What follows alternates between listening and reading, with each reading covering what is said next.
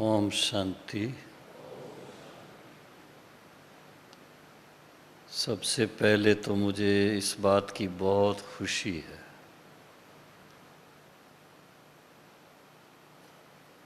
कि भारत के कोने कोने से, मधुबन से, हमारे ग्लोबल हॉस्पिटल से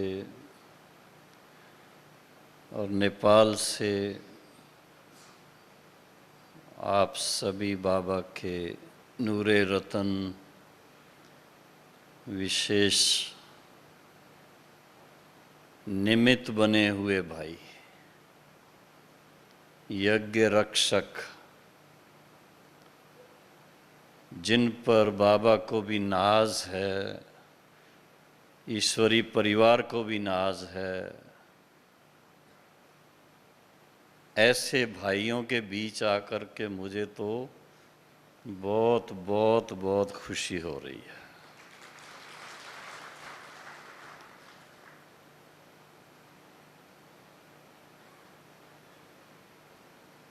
बहन जी की बात सुनते हुए एक संकल्प चला। मेरे लिए बहुत मीठी मीठी बात बहनें सुनाती हैं, तो मेरी एक हार्दिक इच्छा है। बताओ क्या है? क्या है कि आप सब भाई जो भी जहां भी निमित्त हैं, आप सभी के अंदर वो बातें आ जाएं जो बाबा ने मुझे दी हैं, वरदान रूप में दी हैं, शिक्षा रूप में दी हैं, या अपने अभ्यास के फलस्वरूप अनुभव में आई हैं। वो सभी की सभी आज मैं आपको क्या कहूँ, आज दे देता हूँ ताकि आप जहाँ पर भी हैं, आप स्वयं समाधान स्वरूप बन करके ऐसे वहाँ रहें कि वहाँ से कोई बहन या भाई समस्या लेके यहाँ आए ही नहीं। ये मेरी जिगरी भावना है, क्योंकि कभी कभी ऐसी बात सुनते हैं तो हो सकता है किसी को ये अच्छा भी लगता हो, भाई और कोई नहीं तो निर्वैर भाई तो बैठे हैं, चलो उनके पास।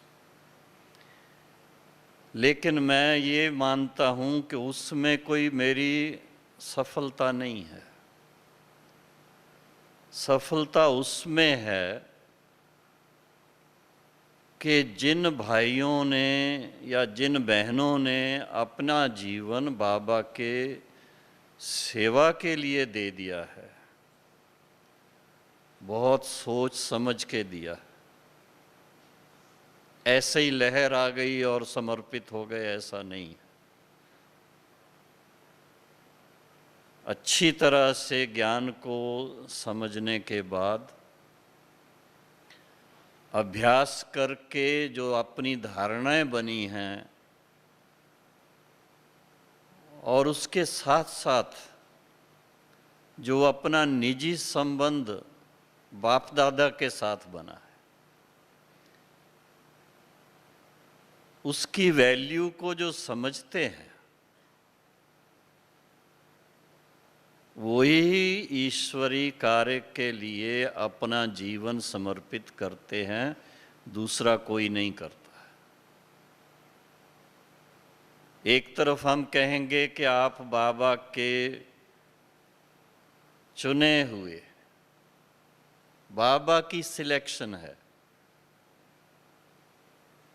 ऐसी आत्माएं हैं। और दूसरी तरफ फिर अपने को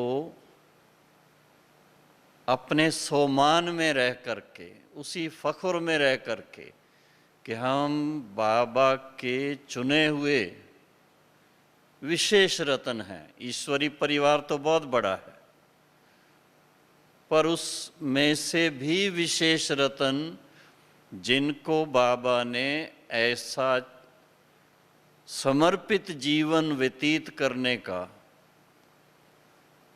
अहो सौभाग्य दिया है, ये कोई छोटी बात नहीं है भाई जी, बहुत बड़ी बात है। इसलिए अपने भाग्य को सामने रखते हुए अपने अंदर वो सब योग्यताएं भरनी है। देखो, आप अभी इस भट्ठी में आए हैं, हर साल भट्ठी में आते हैं, और एक साल के यात्रा को देखें कि पिछली भट्ठी के बाद इस भट्ठी तक हमने जो पिछली भट्ठी के टाइम पर संकल्प लिए, उसमें हम कहाँ तक कामयाब हुए।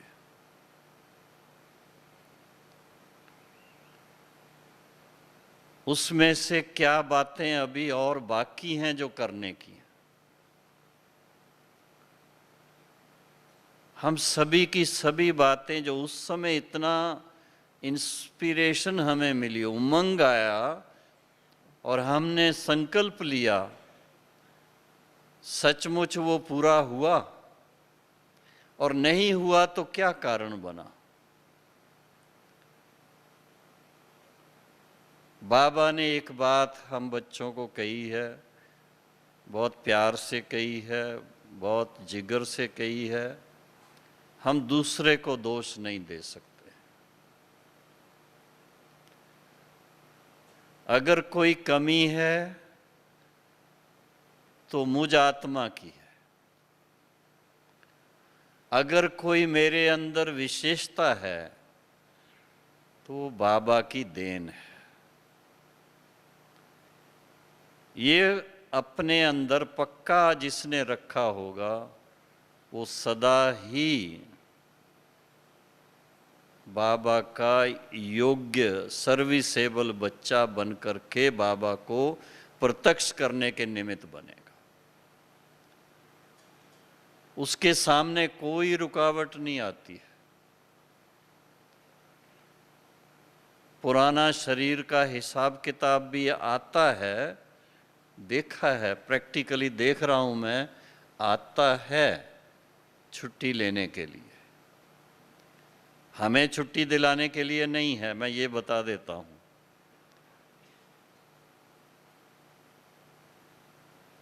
कई बातें ऐसी आई हैं 50 साल की उम्र से 75 साल तक पहुंचने में, और ज़्यादातर हेल्थ की प्रॉब्लम्स, दूसरी प्रॉब्लम्स नहीं है।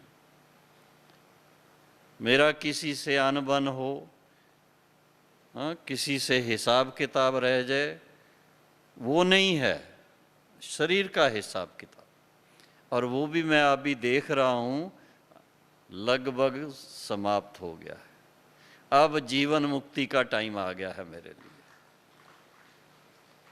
बहुत आनंद है, हालांकि पट्टा बांधा हुआ है। वो डॉक्टर ने कहा है अभी 2 महीना और बांध के रखना है। जिस समय बाहर निकलो तो बांध के रखो, कॉटेज के अंदर हो तो नहीं। लेकिन उसमें और ही एक फीलिंग दूसरी आ रही है कि हम महाभारत के युद्ध स्थल पर इस समय हैं। रोज की न्यूज़ देखो, देखते हैं ना, चाहे टीवी पर देखो, चाहे अखबार में देखो, चाहे रेडियो पर सुनो, माहौल क्या है दुनिया का? चारों तरफ कहीं नेचुरल कैलेमिटीज के कारण, और कहीं पर जो मैन मेड चीज़ें हैं, आतंकवाद है, ये है, वो है। उसकी बातों से इस समय समाज और हेल्थ प्रॉब्लम्स, उसके कारण समाज इतना पीड़ित है। कारण क्या है? थोड़ा फिलोसॉफिकल सोचें। मुरली में आज था, थोड़ी सी आत्माएं बाकी हैं, वो भी आ जाएंगी तो फिर रिटर्न जर्नी शुरू होनी। याद है सुबह की मुरली? तो रिटर्न जर्नी से पहले सभी आत्माएं आने के बाद उनकी स्टेज कौन सी है? सतो प्रधान बहुत कम होंगे और बहुत जल्दी वो अपनी सतो रजोतमों में पहुंच जाएंगे। आदि जो आत्माएं हैं वो लास्ट में पहुंच गई हैं, तो बीच वाले भी अपने टाइम के अनुसार ऐसी स्थिति में पहुंचे हुए। हम कभी एक्सपेक्ट ना करें कि अभी कोई आपको ऐसे शक्तिशाली आत्माएं नजर आएंगी। ऐसे टाइम पर बाबा ने हम बच्चों को जो पार्ट दिया हुआ है वो बहुत बहुत महत्व का पार्ट।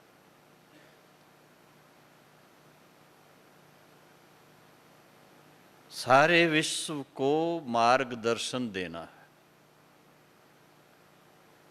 आप सोच लीजिए, ये छोटी बात नहीं है। हम लोग देखने में बिल्कुल साधारण हैं, सिंपल हैं, सफेद वस्त्रधारी हैं, लेकिन बाबा ने रोल बड़ा अहम दिया हुआ है और उसके लिए एक ही लाइन का स्लोगन दिया हुआ है, याद होगा सभी को। कौन सा स्लोगन है? याद है? सो परिवर्तन से विश्व परिवर्तन। ये बहुत जिम्मेदारी की बात है। सो परिवर्तन से विश्व परिवर्तन। स्वयं में संस्कारों का परिवर्तन लाना, स्वयं में स्वभाव का परिवर्तन लाना, स्वयं में भाषा का परिवर्तन लाना। जिस तरह के टाइटल बाबा ने दिए हुए हैं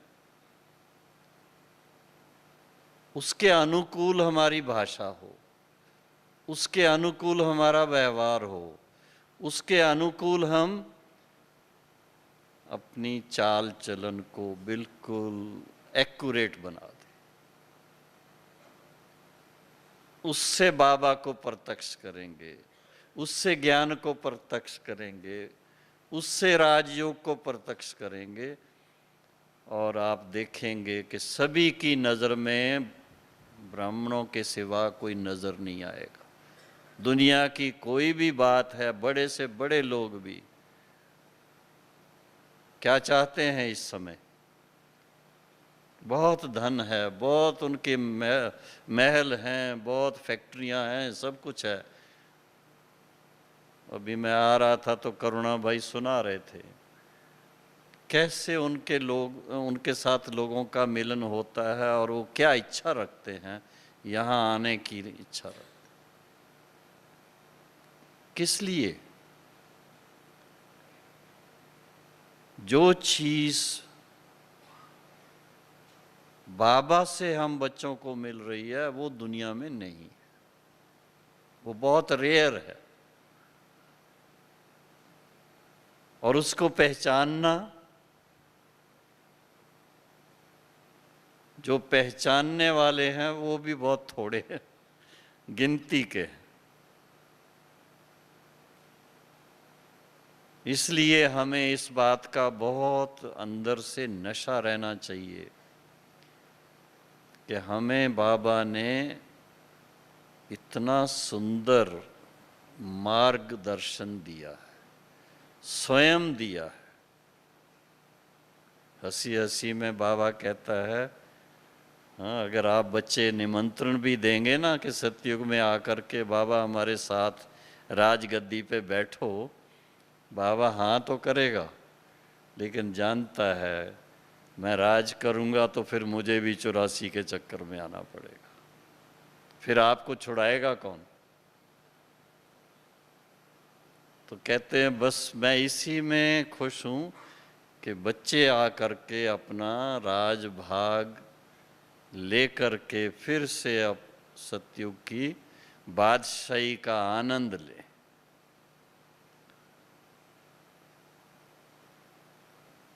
तो ज्ञान का मंथन बड़ा अच्छे ढंग से करते हुए अपने इस समय की जो पुरुषोत्तम संगम युग का जो हमारा पार्ट है उसको पहचानते हुए, थोड़े टाइम का पार्ट है, कोई ज़्यादा टाइम भी नहीं है, एक जन्म कोई बहुत बड़ी बात नहीं है,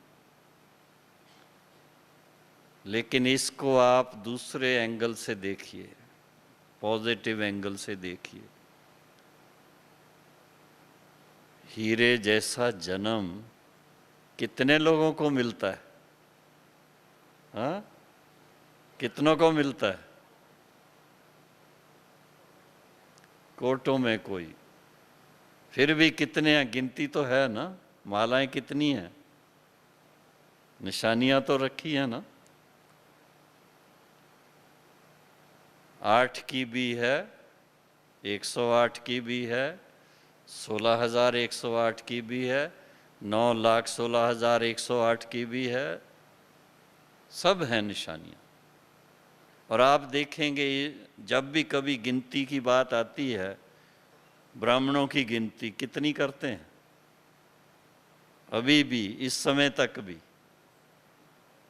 पक्के ब्राह्मण जिसको कहा जाए, बाबा के जो निश्चय बुद्धि बच्चे हैं, जो संपर्क में हैं, सहयोगी हैं, वो नहीं, निश्चय बुद्धि अभी तक भी 9-10 लाख से ज्यादा नहीं। 76 साल में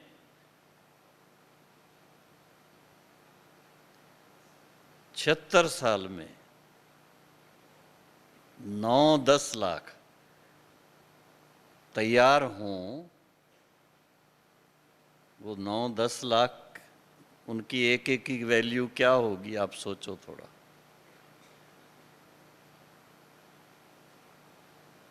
और उसमें से भी आप जैसे महान भाग्यशाली वो कितने हैं?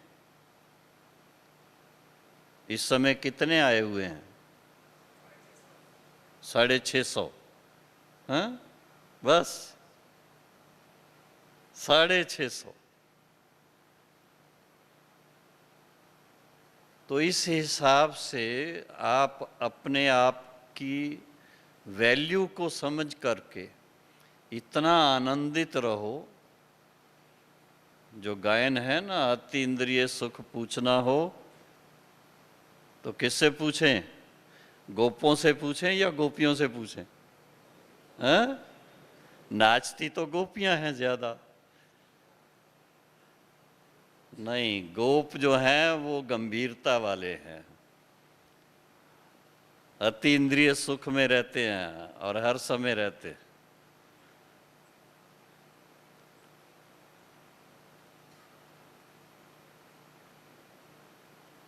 बाकी ये है कि जब नवरात्रे आएंगे ना तब एक्सप्रेस करेंगे। तो ये सब बातों को जब आप थोड़ा रिफ्लेक्ट करते हैं बड़ा मज़ा आता है। और फिर इसके लिए स्वयं को योग्य बनाने के लिए देखा गया है, साकार बाबा के मिसाल को सामने रखते हैं, मम्मा का मिसाल सामने रखते हैं, दादियों का मिसाल सामने रखते हैं, बड़े भाइयों का मिसाल सामने रखते हैं जो यज्ञ के अंदर शुरू से आए। उन्होंने साइलेंस की वैल्यू को पहचाना। हालांकि शास्त्रों के अंदर इसकी बहुत महिमा है।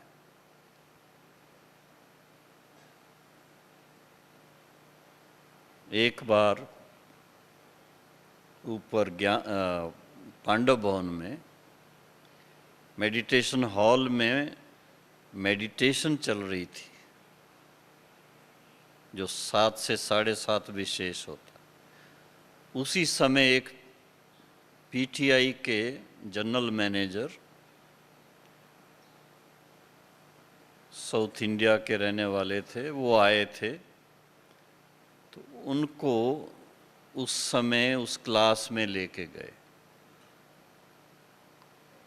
लाल लाइट ही थी, सफ़ेद नहीं की, और उनको जाके आगे बिठा दिया, क्योंकि बाद में थोड़ा उनको अभिनंदन उनका होना था और कुछ दो शब्द उन्होंने बोलने थे। बिना कुछ शब्द बोले उस समय जैसे वो आगे जाके बैठे, और उस समय का जो वायुमंडल, उस समय का जो वाइब्रेशन, वो अनुभव उनके एकदम जिगर में चला गया।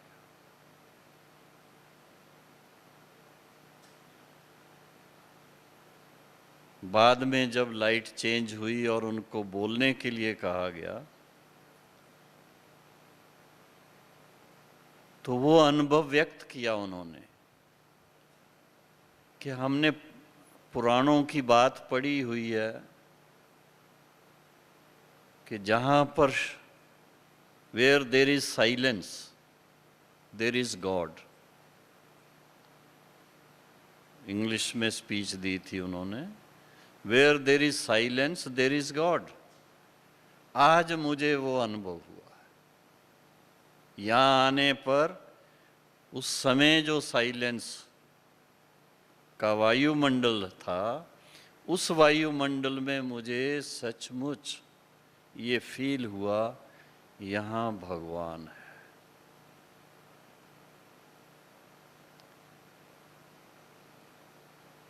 हम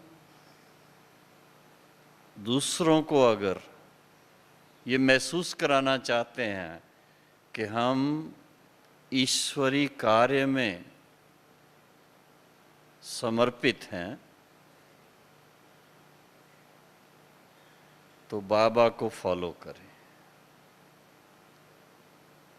थोड़ा अभ्यास मुझे भी करना पड़ेगा, उसके लिए खुद को भी और भी करना पड़ेगा। बाबा के सामने या मम्मा के सामने या दादी के सामने किसी को भी ले जाते थे, कोई वीआईपी आते, कोई और मिलने वाले, तो बाबा उनको बहुत प्यार से साइलेंस में दृष्टि देते रहते थे। बहुत शीघ्र बोलने का, जैसे भाई मैसेज देना है जल्दी कर लें, बाबा कभी जल्दी में नहीं रहे।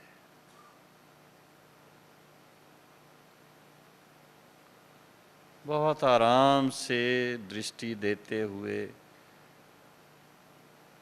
उसको भिन्न भिन्न नाम देते थे। उस समय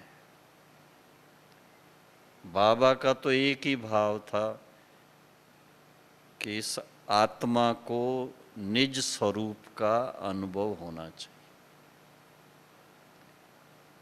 कि ये देह नहीं आत्मा है। और वो तब होता है जब सामने बैठने वाला उस स्मृति में स्वयं, एक प्रकार से जैसे हम मिरर देखते हैं ना, शीशा देखते हैं, तो शीशे में किसका चेहरा नजर आता है? स्वयं को देख सकते हैं ना।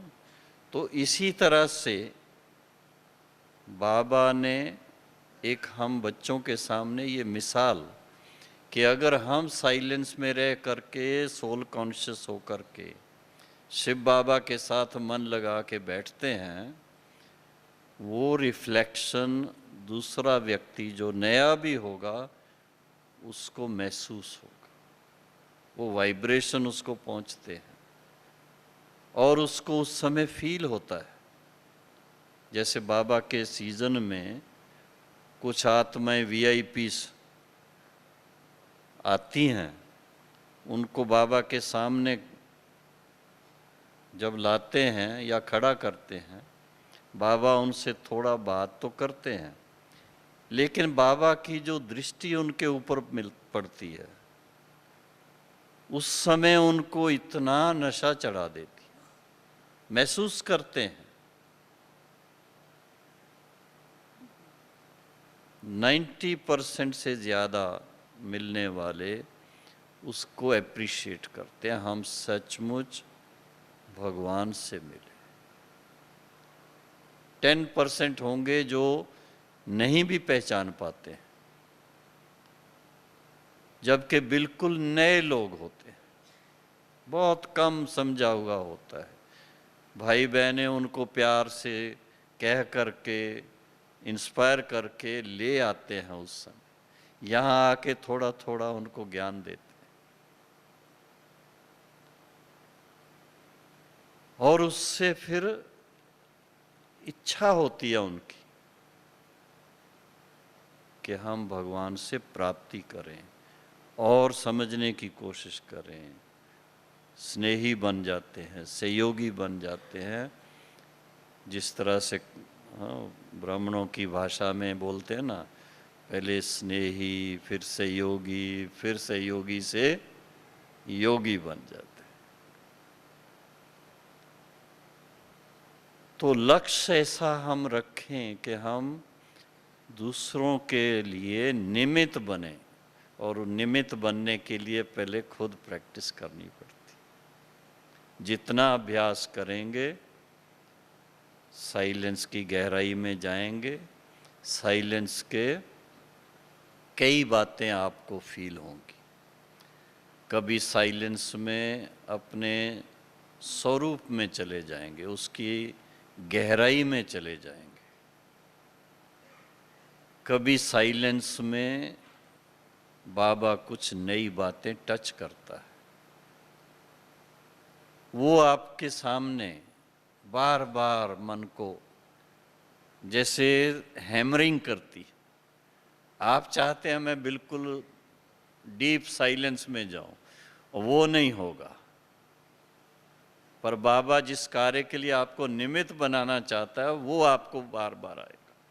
मैं एक मिसाल दे रहा हूं,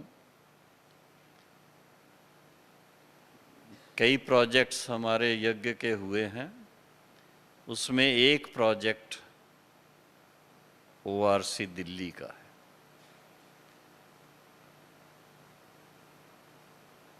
मैं तो यहीं रहता था, पांडव भवन में ऊपर।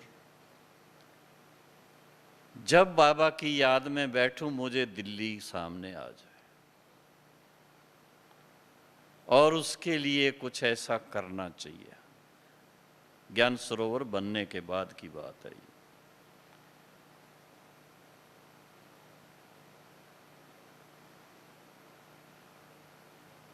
दादी से बात की, दादी जी ने कहा भाई ये देखो दिल्ली की बात है ना, दिल्ली वाले आप ही करेंगे। ठीक है, छोड़ दिया। लेकिन फिर वही बात बार बार मेरे को, फिर से दादी जी से बात की। फिर उसके बाद रहा नहीं गया। उन दिनों में ज़रा इजी लगता था, बाबा से बात करना भी टाइम होता था। बाबा के सामने वो बात रखी। बाबा ने फिर भी कहा आप उसमें राय करो।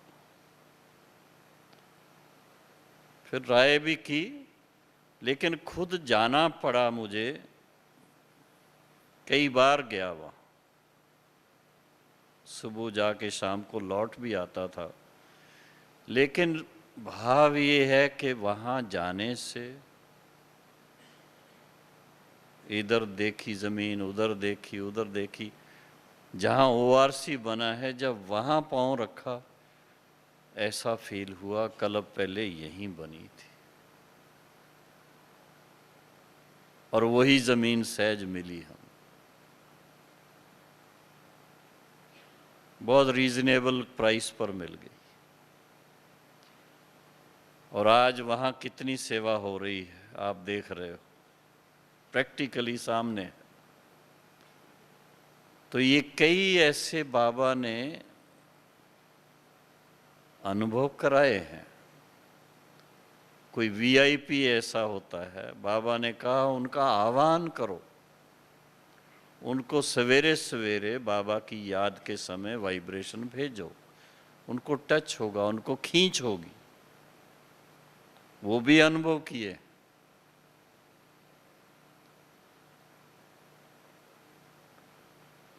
प्रेसिडेंट ज्ञानी जैल सिंह,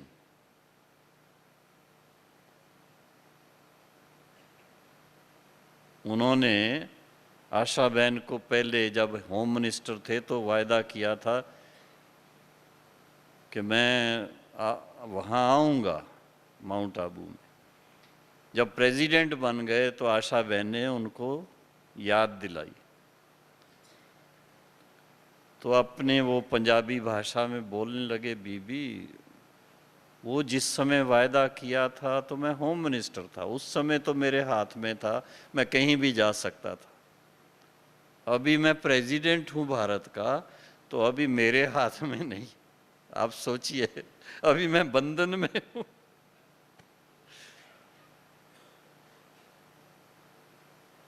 तो उस समय बाबा से बात की कि ये इस तरह से बोलते, तो बाबा ने कहा आप अपने योग का प्रयोग करके देखो।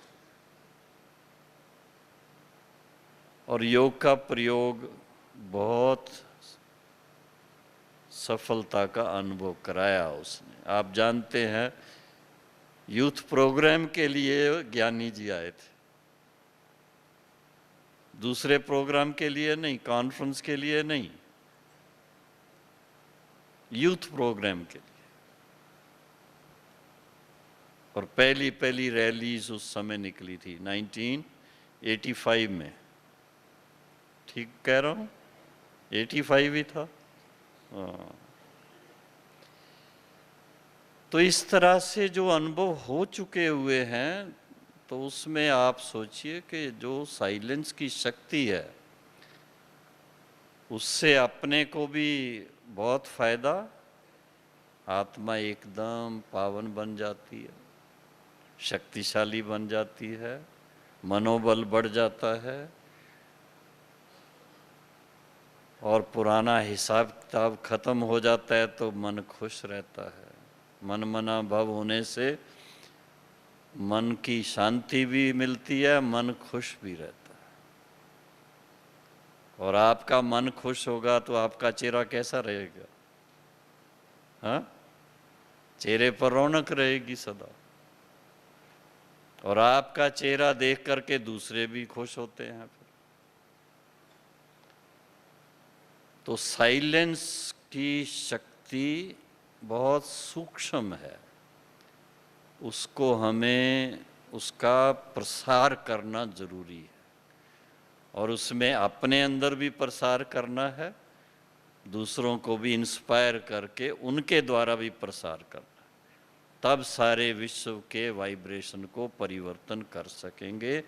साइलेंस की शक्ति उस कार्य के लिए है, और उसका पूरा प्रयोग करना हम बाबा के सिकीलदे बच्चों का बहुत बहुत बहुत ज़रूरी कार्य है। उसके लिए समय ज़रूर निकालना चाहिए। ओम शांति।